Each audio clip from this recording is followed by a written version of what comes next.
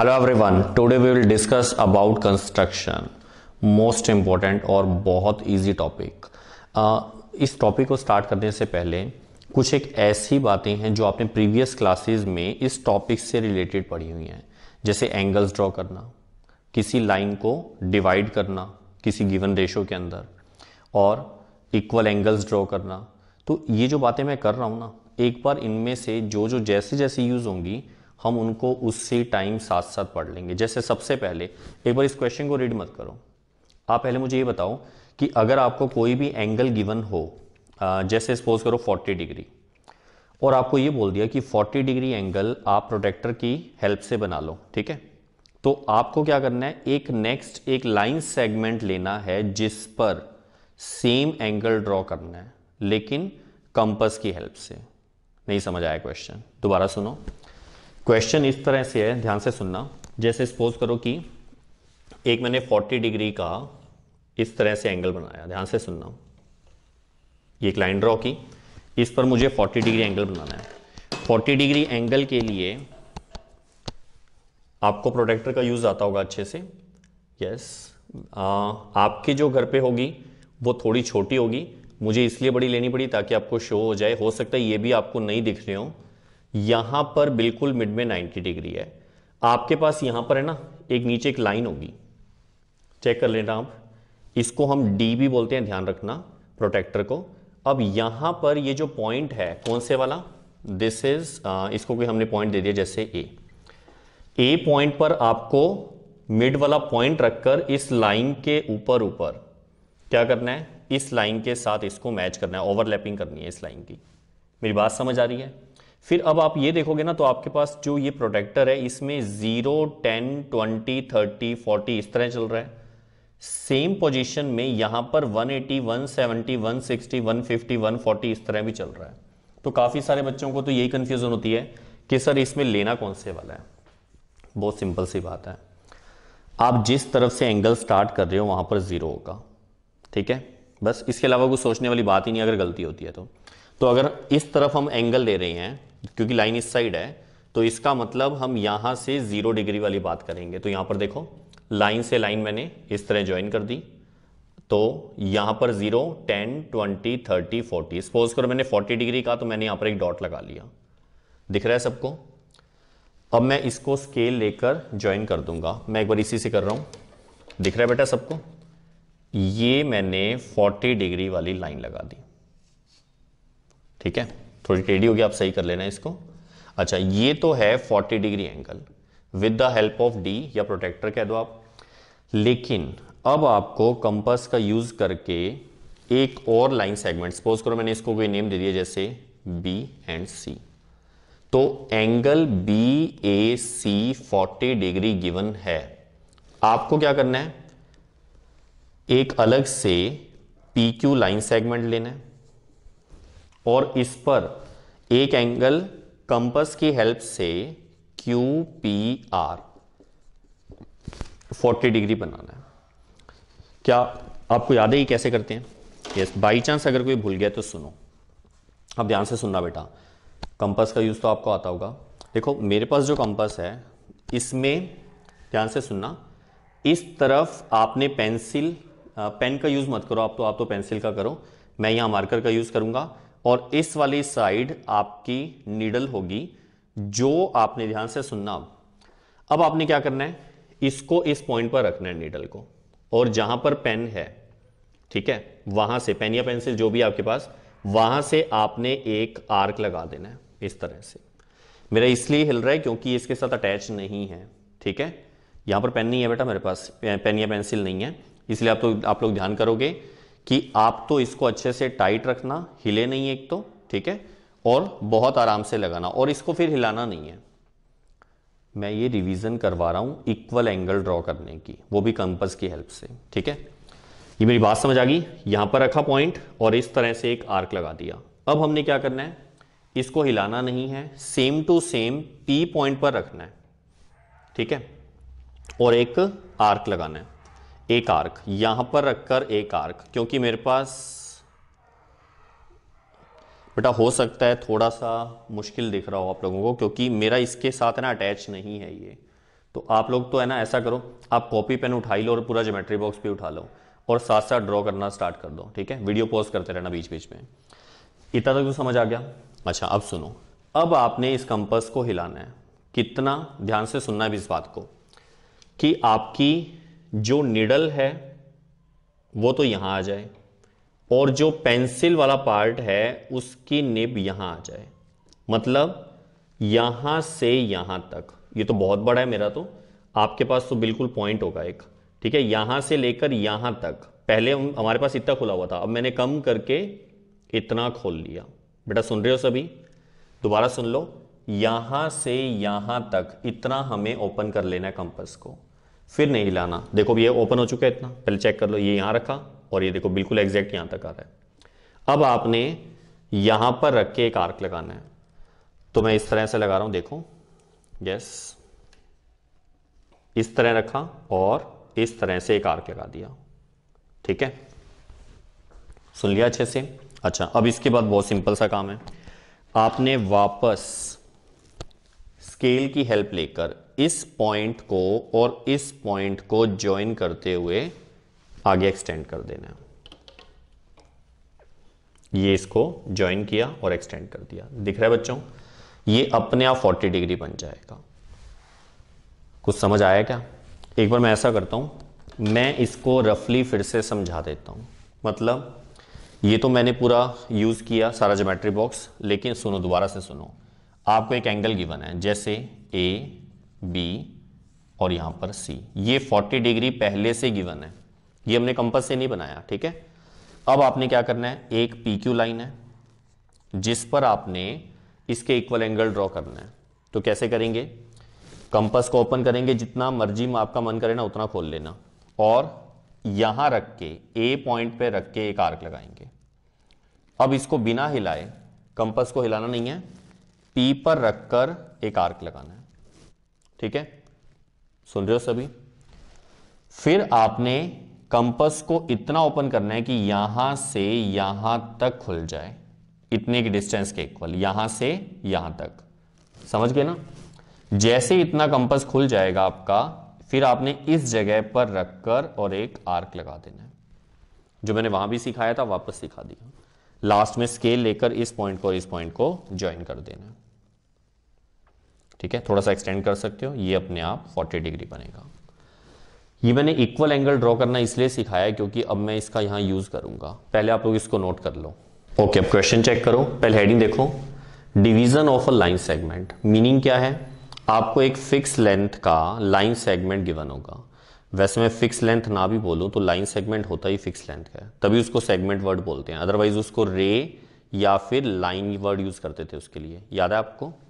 अच्छा अब चेक करो क्वेश्चन क्या है, draw a line segment of length 10 centimetre. Length given है आपको, and divide it in the ratio 2:3, measure the two parts. Question तो क्लियर हो गया। 10 सेंटीमीटर है, 2:3 में आपको क्या करना है, उसको डिवाइड करना है और 2 पार्ट्स जो बनेंगे उनको, उसकी मेजरमेंट भी लेनी है आप लोगों को। तो सबसे पहले हम 10 सेंटीमीटर का एक लाइन सेगमेंट ड्रॉ करने वाले हैं। तो सुनो, सपोज करो जैसे मैंने स्केल लेकर, अब देखो इस स्केल पर, हालांकि मेरे पास 0 यहाँ है, यहाँ सीएम लिखा हुआ मतलब सेंटीमीटर, आपके पास जो स्केल होगा उस पर दोनों साइड अलग अलग होता है, मेरे पास सेम है। यहाँ सेंटीमीटर है, वहां से भी सेंटीमीटर है, अगर मैं इसको यूं पकड़ लूं तो भी ये मेरे पास सेंटीमीटर है, लेकिन आपके वाले स्केल में इंचेस होगा, वहां चेक कर लेना। अब यहाँ 0 है, मेरे पास तो फिलहाल यहाँ 5 है, यहाँ 10 है, यहाँ 15, 20, 25, लेकिन क्योंकि मुझे 10 सेंटीमीटर ड्रॉ करना है तो वो इतना सा ही बनेगा मेरे पास। तो फिर इतना सा बनाऊंगा ना, फिर आपको डायग्राम दिखेगा ही नहीं, इसीलिए मैं एक बार 10 सेंटीमीटर थोड़ा एक्सटेंड करके बना रहा हूँ। आपको ये तो पता है 10 बनाते कैसे हैं? अच्छा कई बार बच्चे यहाँ भी गलती करते हैं। 10 सेंटीमीटर अगर स्केल की हेल्प से हमें एक लाइन सेगमेंट बनाना है तो 1 से लेकर 10 तक नहीं बनाना, वो 9 सेंटीमीटर बन जाएगा। 0 to 10, 0 यहां लिखा होगा स्टार्टिंग में, 1 से मत स्टार्ट करना, 0 से, ठीक है। 0 से लेकर 10 तक। फिलहाल मैं एक बार आइडिया से इस तरह बना रहा हूं, ठीक है। मैंने एक बार ज्यादा बड़ा बना दिया, इसका नेम हमने रख लिया ए, इसको कोई भी नेम दे दिया जैसे बी, ठीक है। This is 10 centimetre. है नहीं 10 सेंटीमीटर, आपको दिख जाए इसीलिए मैंने थोड़ा बड़ा बना दिया। आप तो कॉपी पेन साथ में लेके बैठे ही हो ना, साथ साथ करते रहो। अब आपने देखो, कभी भी आपको लाइन सेगमेंट को डिवाइड करना हो तो एक सिंपल सा प्रोसेस है, और क्यों करूंगा ऐसा उसका रीजन भी बताऊंगा आपको, ठीक है। सुनो, अब हम क्या करेंगे, ये जो ए पॉइंट है या बी, मर्जी आप लोगों की है, हम मोस्टली जो लेफ्ट में होगा ना हम उसी पे काम करेंगे। ए पॉइंट पर हम एक एक्यूट एंगल बनाने वाले हैं। क्यूट एंगल नहीं, एक्यूट एंगल। मतलब एक्यूट का मतलब होता है 90 डिग्री से लेस, 0 to 90 के बिटवीन। वैसे जब 0 to 90 के बिटवीन बनाना है तो आपकी मर्जी, आपने 10 बनाया, 20 बनाया, 30, कोशिश करो कि अप्रॉक्सीमेट मिड में रहे, वही 40, 50, 60 इतना चल जाएगा। उससे डायग्राम है ना थोड़ा अच्छा बनता है, ठीक है, क्लियर बनेगा डायग्राम। तो आपको उसकी कोई मेजरमेंट नहीं लेनी है, ऐसा नहीं आप प्रोटेक्टर का यूज़ करके फिर बनाते हो। आप क्या करो, आप तो डायरेक्ट है ना, मुझे ऐसा लग रहा है जैसे बस इतना काफ़ी है, ये अप्रॉक्सीमेट कोई 50 डिग्री बन जाएगा। चलो यहाँ तक ले लेते हैं। यहां से हमने एक्यूट एंगल वाली लाइन नीचे की तरफ बनानी है, ठीक है बेटा, बात समझ आ गई इतनी। इसको हमने नेम दे दिया कुछ भी, जैसे x। ये एक रे बन गई। रे क्यों बोलता हूं, एक साइड फिक्स है, सेकेंड साइड इनफाइनाइट तक चलती जाएगी, तो इसका नेम रे होता है, सही है। ये लाइन सेगमेंट है क्योंकि दोनों साइड फिक्स हैं। अच्छा, अब ये जो रे हमने बनाई है, ये इस लाइन से एक्यूट एंगल बनाया है। हम ऊपर भी बना सकते थे, ठीक है, लेकिन नीचे बनाने से आगे जो क्वेश्चंस और आएंगे उनमें थोड़ा सा आपको इजी कंसेप्ट लगेगा। अभी फिलहाल सुनो, इतना आने के बाद अब हमने क्या करना है, जो यहाँ 2 और 3 है इसका सम करना है। 2 और 3 का सम कितना हो जाएगा, यस बिल्कुल सही है, 5। अब आपने क्या करना है, 5 आर्क लगाने हैं, वो भी ए पॉइंट से स्टार्ट करके। अच्छा, कंपास को कितना ओपन करना है, जो आपका मन करे उतना करो, ठीक है। जैसे सपोज करो मैंने इतना कर लिया, एक बार आप अपने आइडिया से ले लेना, ऐसा नहीं बहुत बड़ा खोल दो। इतना बड़ा करने से क्या होगा, फिर वो आर्क इतने बड़े बड़े लगेंगे, कॉपी पे पूरे नहीं आएंगे। तो कोशिश करो कि थोड़ा सा उसको छोटा रखो, ठीक है। अब सुनो, जैसे मैंने फर्स्ट आर्क यहां पर रखा और इस तरह लगाया। अब देखो, एक बार मैं आर्क नहीं लगा रहा हूं, मैं बस बता रहा हूं। जैसे मैंने यहां लगाया, फर्स्ट आर्क जैसे यहां बन गया, एक बार मैंने आइडिया ले लिया, ठीक है। सेकंड आर्क, इसको मैंने नेम दे दिया पॉइंट को, जैसे A1। अब जो सेकंड आर्क लगाना है ना, इसको हिलाना नहीं है, कंपास को उतना ही रखना है। A1 पे रख के नेक्स्ट लगाना है A2, तो A1 पे रख के नेक्स्ट जो लगेगा वो A2। इक्वल डिस्टेंस चल रही है क्योंकि मैं इसको हिला नहीं रहा हूं। फिर ये A2 आ गया, फिर A2 पे रखना है, नेक्स्ट लगेगा A3। बेटा समझ आ रहा है क्या क्या हो रहा है। फिर A3 पे रखेंगे और नेक्स्ट लगाएंगे A4, और लास्ट में इस पर रख के A5। अच्छा, मैंने लास्ट क्यों बोला, क्योंकि मैंने कहा था जितना इनका सम होगा उतने आर्क लगाएंगे, ठीक है बेटा, समझ आ रही है बात अच्छे से। अच्छा, अब इतना क्लियर होने के बाद अब हमने स्केल लेकर ये जो लास्ट वाला पॉइंट है, हमेशा ये जो लास्ट वाला पॉइंट है, इसको इधर बी से, यानी जो लाइन सेगमेंट जहां खत्म होता है वहां से ज्वाइन करना है। तो स्केल की हेल्प लेंगे, देखो इधर, यस, A5 से लेकर B तक ज्वाइन करेंगे बेटा, दिख रहा है सबको। अब हो सकता है थोड़ा सा मुझसे गलती से इरेज हो जाए, क्योंकि ये मार्कर जो है वो इरेज हो सकता है। ये मैंने ज्वाइन कर दिया इसको, ठीक है बेटा, समझ आ गया। A5 को B से ज्वाइन कर दिया, क्लियर। अब बहुत इंपॉर्टेंट काम आ गया, वही जो मैंने आपको स्टार्टिंग में समझाया था अभी और अभी रेज कर चुका हूं, वो है इक्वल एंगल बनाना। क्यों बनाना है, कहां बनाना है, सबका आपको आंसर मिल जाएगा अभी, लेकिन पहले सुन लो एक बार। यहां फर्स्ट वर्ड क्या लिखा हुआ है, 2, रेशो में 3 है। फर्स्ट वाला देखो, फर्स्ट वाला 2 है, तो आपको A2 पर जो लास्ट वाला है यानी A5, उसके इक्वल एंगल ड्रॉ करना है। A2 पर A5 के इक्वल एंगल बनाना है। मेरी बात समझ आ रही है। अब सुनो, अब हम क्या करेंगे। अच्छा, इक्वल एंगल कैसे बनाते थे, ये आपको अच्छे से आता है, आपने अभी थोड़ी देर पहले ही किया है। अब आप कंपास को कम ज़्यादा कर सकते हो, ठीक है, आपकी मर्जी है। सपोज करो जितनी पहले खुली हुई थी मैंने उससे कम कर दिया। कम करने से ना थोड़ा डायग्राम जो है उसमें मिक्सिंग कम होती है। देखो इतने सारे आर्क लग गए तो कई बार है ना बच्चे कंफ्यूज रहते हैं, सर कौन सा आर्क किसका था, अभी तो लगने हैं और भी। इसीलिए मैं कह रहा हूं कि जितना पहले था उससे कम करो। पहले लगभग इतना था मेरे पास, अब मैंने इसको कम कर दिया। कोई मेजरमेंट नहीं है, आइडिया से ही, ठीक है। सुन रहे हो बात को। अब आपने क्या करना है, पहले A5 पर रखना है। A5 पर रखकर एक आर्क लगाना है, दिख तो रहा है। A5 पे रख के यहाँ आर्क लगाना है, तो वो आर्क कुछ ऐसा लगेगा। आर्क पूरा यहां तक, ये पूरा कहां रख के लगाया, A5 पे। आप साथ साथ कर तो रहे हो ना। यस, सुनो, A5 पे रख के आर्क लगाया। अब इसको हिलाना नहीं है, अब A2 पे रखना है। A2 पे क्यों रखना है, क्योंकि फर्स्ट नंबर था 2, मतलब सेकंड वाला आर्क, तो 2 पे रखना है। कई बच्चे इसको देखने लग जाते हैं, सर फिर यहाँ 3 था, फिर यहाँ तो 5 पे रखा हुआ है। बेटा ये जो अगला है ना ये ऐड हो जाता है। ये 2 है तो अगले वाला 2 और 3 मतलब 5 नंबर पे लगेगा, ठीक है। वो तो अभी आपको पता नहीं था ना, इसलिए मैंने बीच में बता दिया आपको। अब सुनो, अब आपको क्योंकि उसको हिलाना नहीं था, सेम रखना था, अब A2 पे रख के भी आर्क लगाना है। अब A2 पे रख के जब आर्क लगाएंगे, मेरी बात समझ आ रही है, A2 पे रखा और इस तरह से आर्क लगाया तो वो आर्क कुछ ऐसा सा लगेगा, बिल्कुल ऐसे सेम। क्लियर।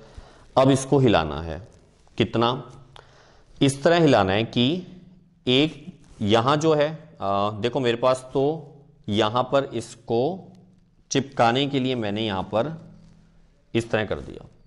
लेकिन आप तो क्या करोगे, आपके पास तो निब होगी एक तरफ किसकी, पेंसिल की, और एक तरफ क्या होगी, कंपास वाली होगी। तो आपने क्या करना है, इसको इतना हिलाना है कि ये यहां से यहां तक ओपन हो जाए। ये देखो, अब चेक करो, दिख रहा है बच्चों, समझ आ गया ना।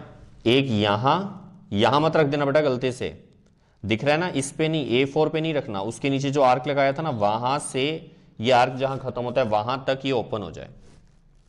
समझ गए। अब क्या करेंगे, अब यहां पर रखकर एक आर्क लगा देंगे। तो इधर रखकर जब आर्क लगाएंगे, इस पे रख के, A1 पे नहीं, जो ये आर्क पहले से लगा हुआ है इसके ऊपर रख के इधर, जैसे ही आर्क लग गया, अब लास्ट में स्केल लेके इसको इससे ज्वाइन करके आगे बढ़ा देंगे। तो देखो इधर, जब मैं इसको ज्वाइन करूंगा तो क्या होगा, किस किस को ज्वाइन करना है, A2 को और इस वाले आर्क को, जहां दोनों आर्क कट हुए थे। तो इसको इस तरह से स्केल रख के ज्वाइन किया। तो ध्यान से देखो, दिख गया बच्चों, ये लाइन इस लाइन के पैरेलल बनेगी। मेरी बिल्कुल थोड़ी सी स्लाइड सी देखो, थोड़ी सी टेढ़ी हुई है। तो आप तो जब बिल्कुल सही ढंग से करोगे ना, क्योंकि मेरे से तो कंपास भी हिल रही है, कंपास भी ढंग से यूज नहीं की मैंने, स्केल भी थोड़ा हिल रहा है, कॉपी पे साफ सुथरा बनेगा आपसे, ये बिल्कुल इसके पैरेलल बनेगी। वो आप चेक कर लेना, पैरेलल तो पता है ना। ऑटोमेटिकली क्या होगा, जहां पर ये कट करेगा ना, इसको पहले कोई नेम दे दिया, जैसे C। ये जो C पॉइंट है इसका A से रेशो और B से, मतलब AC रेशो CB अपने आप 2:3 बन जाएगा। ठीक है, 2:3 क्यों बना, मैंने कहा था मैं उसका रीजन दूंगा। उससे पहले मेजर द 2 पार्ट्स। अगर आप 2 पार्ट्स यहां पर मेजरमेंट लोगे इसकी, तो यहां से यहां तक 4 सेंटीमीटर होगा और यहां से यहां तक 6 सेंटीमीटर। मुझे कैसे पता, 4:6। अगर आप इनको ऐड करो तो 10 सेंटीमीटर पूरा बनता है। तो 10 सेंटीमीटर ही तो था। और इसको अगर आप रेशो में, आपको पता है किसी भी नंबर से हम इसको कट कर सकते हैं, मतलब डिवाइड कर सकते हैं। तो मैंने 2 के टेबल पे इसको कट किया, 2 2 जा 4, 2 3 जा 6, 2:3 हमें गिवन था।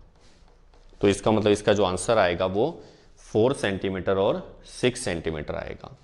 बेटा मेरी बात समझ आ गई अच्छे से।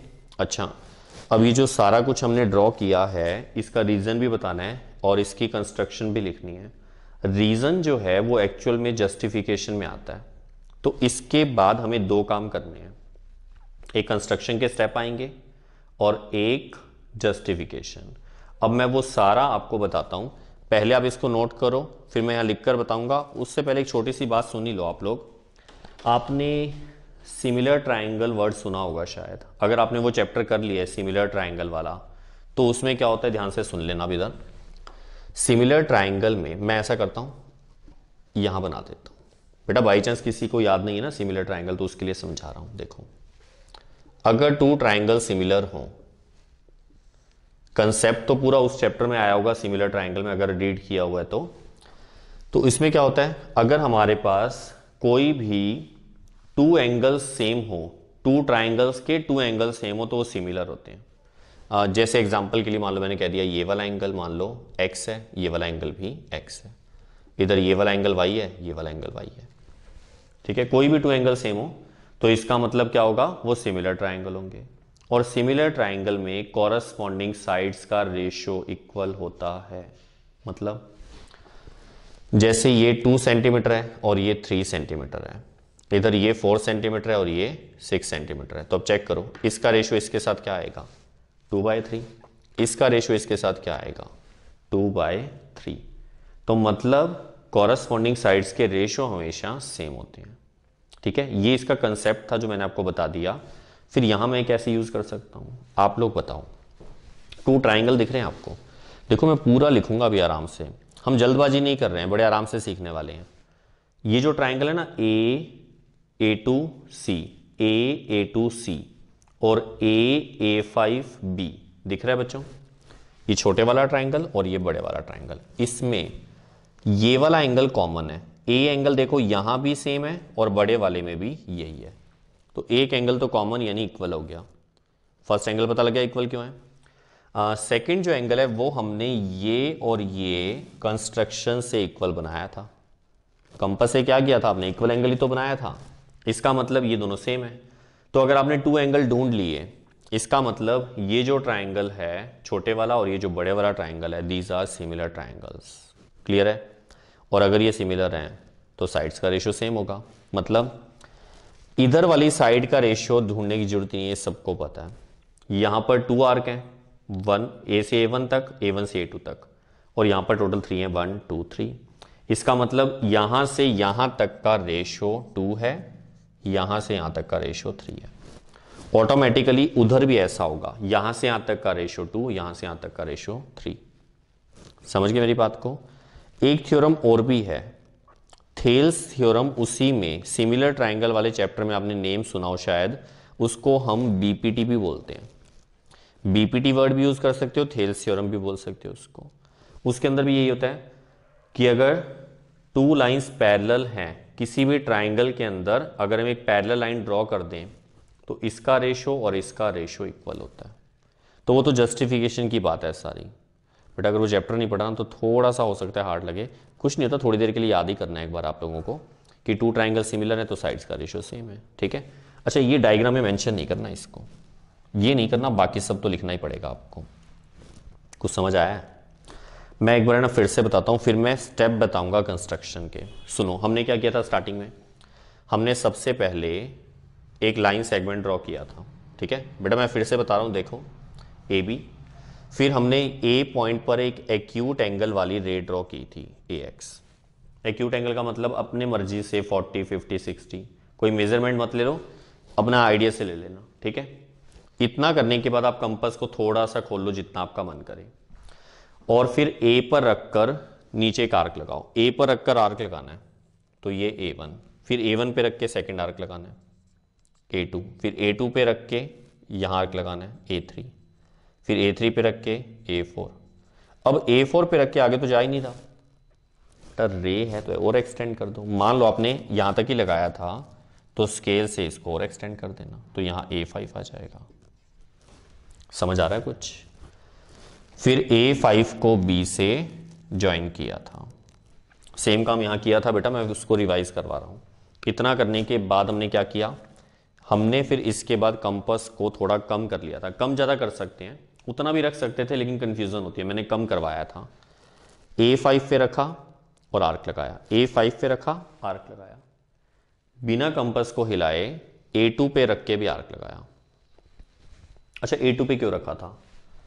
फर्स्ट वाला देखना, रेशो 2 था ना, तो इसका मतलब सेकेंड वाले पे रख के आर्क लगाना है, ठीक है। अब आपने क्या करना है, कंपास को इतना ओपन करना है, यहां से लेकर यहां तक इतना ओपन कर लेना है। समझ गए ना, यहां से यहां तक जो आर्क की डिस्टेंस है ना वो, और फिर आपने इस आर्क पे यहां रख के, A1 पे नहीं बेटा, इस वाले आर्क पे रख के इधर एक कट लगा देना है।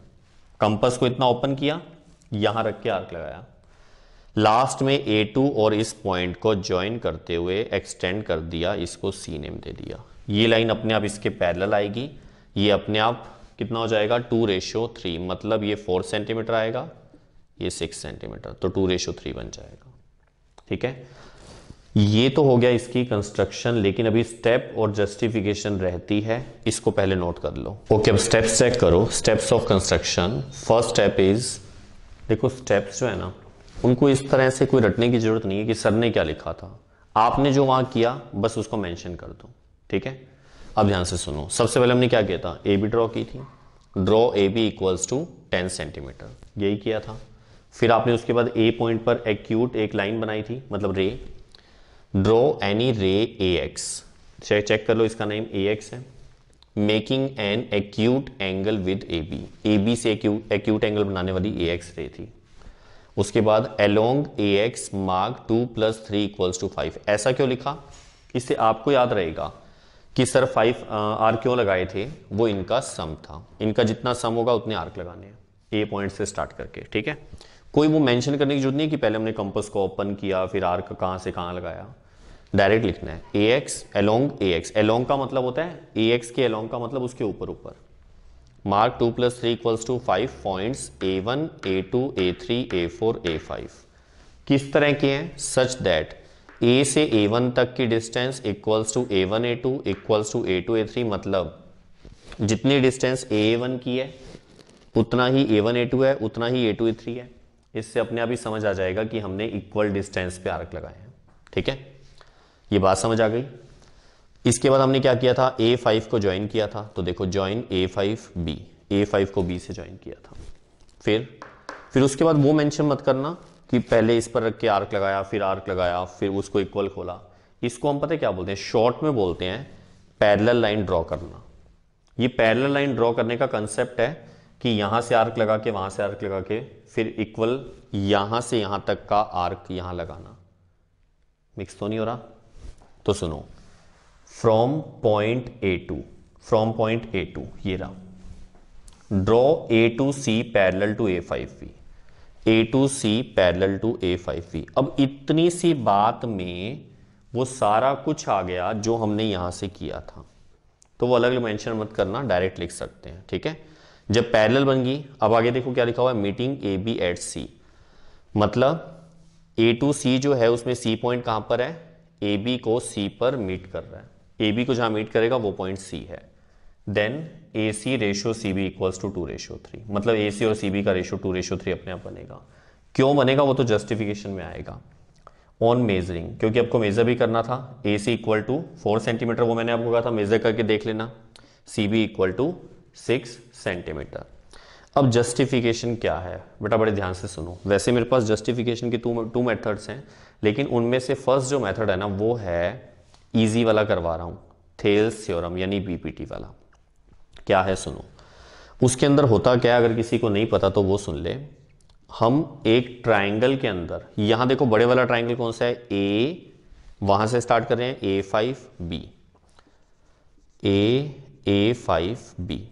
अगर इस पूरे ट्राइंगल के अंदर एक कोई ऐसी लाइन आपको दिखे जो किसी साइड के पैरेलल हो, जैसे A2C इस वाली साइड के पैरेलल है, देखो in this triangle A2C is parallel to A5B, सही बात है। तो पैरेलल अगर होता है तो थेल्स थ्योरम यानी बीपीटी अप्लाई होती है क्या ये।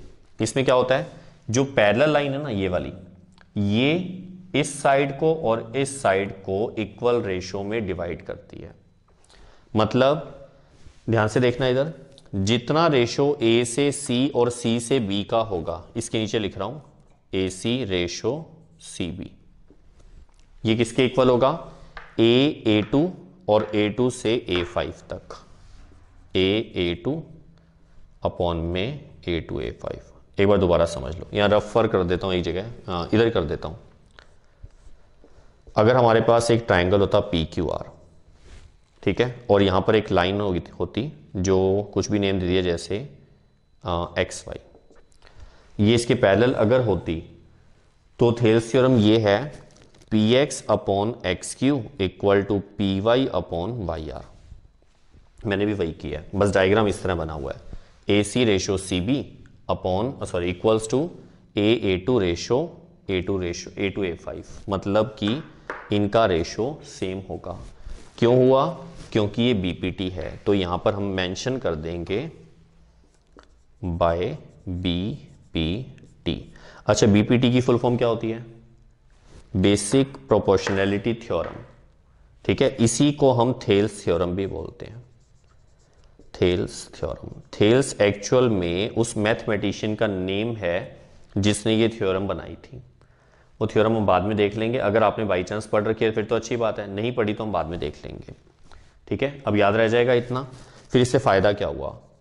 ए सी अपॉन सी बी, ए से ए टू तक, ए से ए टू तक और ए टू से ए फाइव तक का रेशो किसी को समझाने की जरूरत नहीं है, ये अपने आप 2 रेशो है, ये 3 है, क्योंकि यहाँ 2 आर्क थे, यहाँ 3 थे, तो इसका मतलब इसकी जगह मैंने 2/3 लिख दिया, और ये हमारे पास इस बात की जस्टिफिकेशन हो गई। समझ आ गया बेटा अच्छे से? अब आप इसको नोट कर लो। ओके, अब इसी क्वेश्चन को हम फिर से करने जा रहे हैं। बेटा मैं इस क्वेश्चन के टोटल 2 मेथड सिखा रहा हूँ। वैसे ही मेथड इजी है, सेकेंड मेथड भी इजी है, एक बार सीख लो। सुनो क्या है क्वेश्चन, वही है, लाइन सेगमेंट है 10 सेंटीमीटर का, उसको 2:3 में हमें डिवाइड करना है। देखो इसमें क्या करना है। सबसे पहले, अब मैं ना एक बार आपको डायरेक्टली बता रहा हूँ, समझ आ जाएगा। वैसे देखो आपने क्या करना है, एक लाइन सेगमेंट बना लेना है 10 सेंटीमीटर का। आप तो स्केल का यूज करके करना, मैंने डायरेक्ट बना दिया, ठीक है। ए बी 10 सेंटीमीटर का एक लाइन सेगमेंट ड्रॉ करना है, इतनी बात समझ आ गई। फिर आपने वही काम करना है जो इसमें किया था, ए से एक एक्यूट एंगल वाली रे ड्रॉ करनी है। यहां से आपकी मर्जी है, एक्यूट एंगल बोल दिया तो इसका मतलब अपने आप 40 डिग्री 50 60 कितना मर्जी ले लेना, ठीक है। 0 से 90 की बिटवीन लेना है। बेटा 10 लोगे ना आंसर तो भी आ जाएगा, वो बहुत छोटा सा बनता है, तो थोड़ा बड़ा ही करो। जब अपनी मर्जी करनी है तो ढंग से तो करो। तो हमने एक ये लाइन सेगमेंट एक रे ड्रॉ कर दी एक्यूट एंगल वाली। अब आपने यहां एक छोटा सा चेंज है, वहां पर तो हमने आर्क लगा दिए थे, कितने आर्क? जितना इनका सम था। यहां पर पहले हमने जो यहां एंगल है, कौन सा एंगल? BAX, ये एंगल जितना भी है 40 50 60 जो भी है, उसके सेम एंगल आपने B पॉइंट पर ऊपर की साइड बनाना है। उससे होगा क्या, वो तो जस्टिफिकेशन में समझ आएगा, एक बार सुनते रहो क्या कर रहे हैं। देखो हमने कंपास को थोड़ा सा ओपन करना है, ठीक है, साथ साथ कर ही लो, या तो थोड़ा सा ओपन कर लो। ए पर रख के एक आर्क लगा दो, ए पर रखकर आर्क लगाना है तो कुछ इस तरह से लग जाएगा, ठीक है। ए पे रख के लगाया, ध्यान रखना। अब आपने कंपास को हिलाना नहीं है, फिर आपने बी पे रख के सेम आर्क लगाना है, उतना ही बी पे रख के लगाना है। बेटा पहले ए पे रख के लगाया था बिना हिलाए, फिर बी पे रख के लगा दिया, ठीक है। अब आपने कंपास को इतना ओपन करना है कि वो यहां से यहां तक ओपन हो जाए। मतलब जैसे कंपास है, एक पॉइंट तो कंपास का यहां रहे और पेंसिल वाला पॉइंट यहां आ जाए, ठीक है। दिख रहा है बेटा सबको? ये इतना ओपन कर लेना है यहां से यहां तक। और फिर आपने बी पर नहीं, मैं गलत बोल रहा हूं, बी पर नहीं रखना, इस वाले आर्क पे रख के लगाना है, यहां रख के लगाना है, ठीक है। इधर आर्क लगाएंगे और फिर इसको इससे मिला देंगे। थोड़ा टेढ़ा हो गया ये अपने आप स्केल से मिलाना बेटा, आप तो मैंने तो डायरेक्ट बना दिया। ये लाइन अपने आप इसके पैरेलल बनेगी, वो तो आप चेक कर लेना, आपको पता भी लग जाएगा। अच्छा पैरेलल क्यों बनी बेटा? ये अल्टरनेट इंटीरियर एंगल्स हैं तो पैरेलल ही तो बनेगी। देख लो Z बन गया ना इस तरह से। बेटा मेरी बात समझ आ रही है? इतना करने के बाद इसको मैं थोड़ा सा ना सही कर दूं एक बार, अभी भी टेढ़ा ही है। चलो सुनो, अब आपने क्या करना है, ये बात सुन ली सभी ने। पहले 10 सेंटीमीटर की लाइन सेगमेंट, फिर नीचे एक रे ड्रॉ की, फिर इसके इक्वल एंगल यहां बना दिया, इसको भी नेम दे दिया जैसे Y। अच्छा अब आपने कंपास को कम ज़्यादा कर सकते हो। अब सपोज करो जितना पहले था उससे हमने थोड़ा सा ज़्यादा कर लिया, अब ए पे रख के एक आर्क लगाना है, ए पे रख के आर्क लगा दिया, ये A1 है। फिर A1 पे रख के एक और आर्क लगाया, A2। कितने लगाने हैं? 5 नहीं लगाने। बेटा मेरी बात सुन रहे हो सभी? 5 नहीं लगाने। 5 तो इसमें थे, इस वाले में सम लगाना होता था जितना होता था। इसमें क्या करना है, जो फर्स्ट नंबर है यानी 2 उतने आर्क यहां लगाने हैं, और जो सेकंड नंबर है यानी 3 उतने आर्क यहां लगाने हैं विदाउट कंपास को हिलाए। जितना खुला हुआ उतना ही, मतलब आपने ए से A1 तक लगाया, A1 से A2 तक लगाया। जितना ओपन किया था कंपास को उतना बी पर रखेंगे, यहां आर्क लगाएंगे, दिस इज B1। B1 पे भी रखेंगे, B2 बनेगा, उतना ही आर्क, और यहां से रख के B3। बेटा समझ आया कुछ? A से A1, A1 से A2 विदाउट इसको हिलाए, B से B1, B1 से B2, B2 से B3। समझ आ गया ना? पहले वाले में डिफरेंस है, यहां हमने 5 आर्क लगाने होते थे जितना इनका सम था। यहां पर क्या करना है, फर्स्ट नंबर इतने आर्क लगा लेने हैं और सेकंड नंबर वाले आर्क यहां लगा लेने हैं।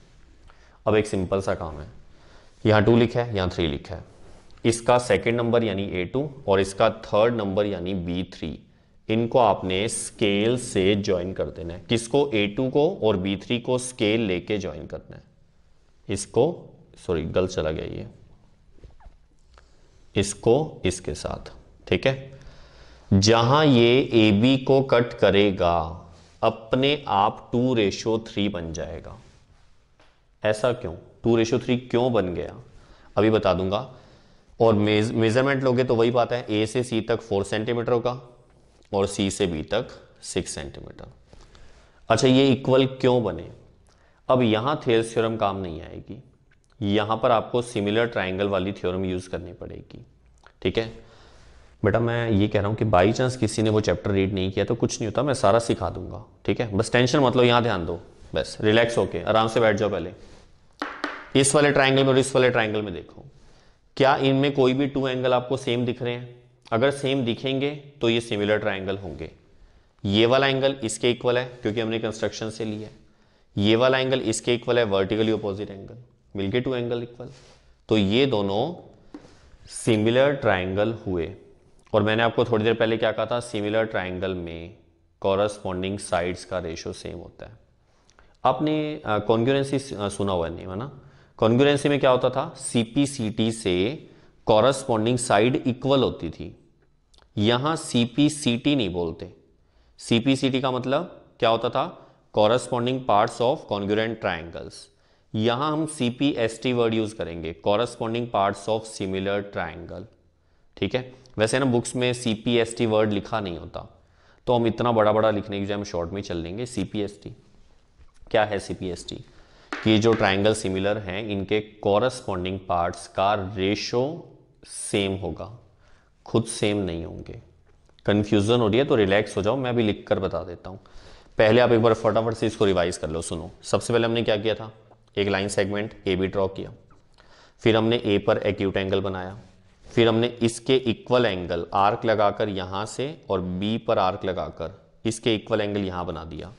इसके बाद क्या किया था, इतना कंपास ओपन करके यहां से यहां तक आर्क, फिर इसको ज्वाइन किया। जल्दी जल्दी समझ आ रहा है क्या कर रहा हूं? अब आपने जितना है रेशियो है 2:3 है, तो कंपास को थोड़ा सा ओपन कर लो जितना आपका मन करे।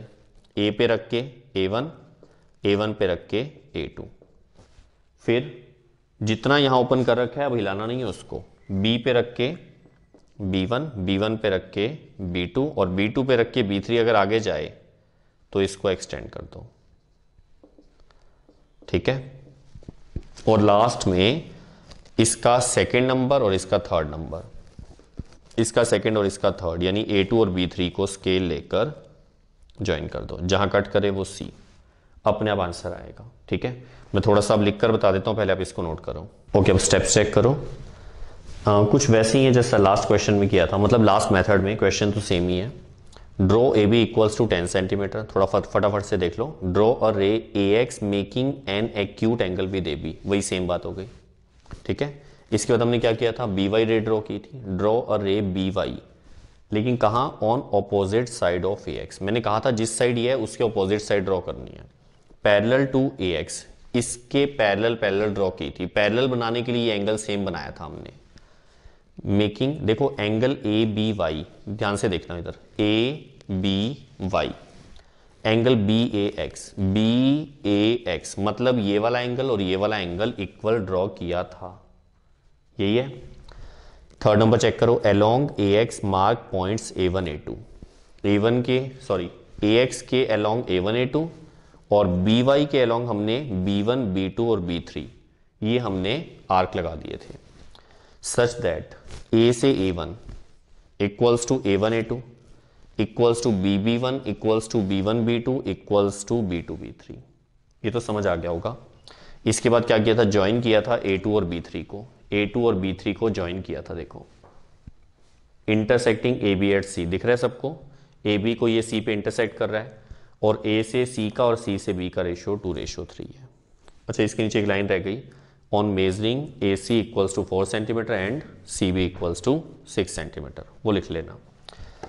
जस्टिफिकेशन सुनो, जस्टिफाई कैसे करेंगे इसको, हम ये 2 ट्राइंगल्स ले रहे हैं और इन 2 ट्राइंगल्स में हम लोग सिमिलैरिटी का यूज कैसे करेंगे, वो अगर आपको नहीं पता है तो सुन लो। इन ट्राइंगल, पहले नेम बता दो, जैसे इस वाले का नेम A2C एंड सेकंड जो ट्राइंगल है B3C, देख लो B3C।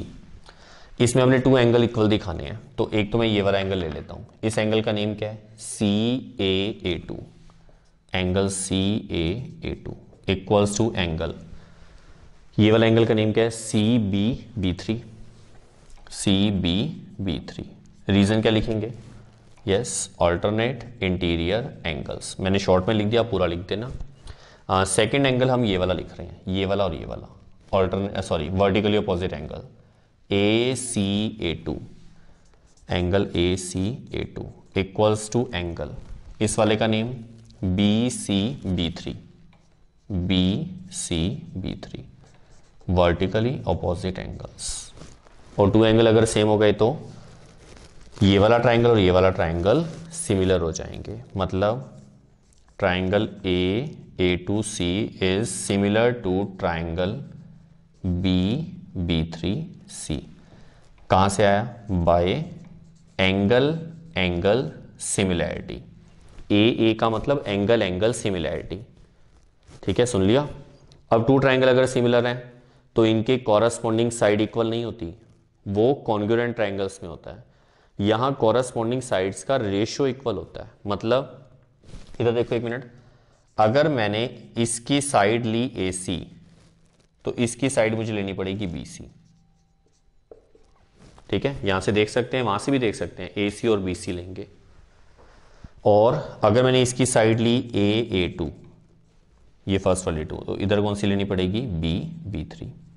और सब बच्चों को पता है A से A2 तक 2 आर्क हैं, B से B3 तक 3 आर्क हैं, मतलब इसका रेशियो और उसका रेशियो 2/3, हेंस प्रूव्ड, ठीक है। मतलब हमें 2:3 दिखाना था, कैसे आया वो आ चुका है। पैटर्न समझ आ गया अच्छे से। तो स्टेप्स और जस्टिफिकेशन ये आप अपने आप आगे से लिखा करोगे, ठीक है। एक बार आज इतनी प्रैक्टिस काफ़ी है, तो नेक्स्ट लेक्चर में फिर मिलेंगे और इसी टॉपिक को कंटिन्यू करेंगे। तब तक के लिए हंसते रहिए और स्वस्थ रहिए।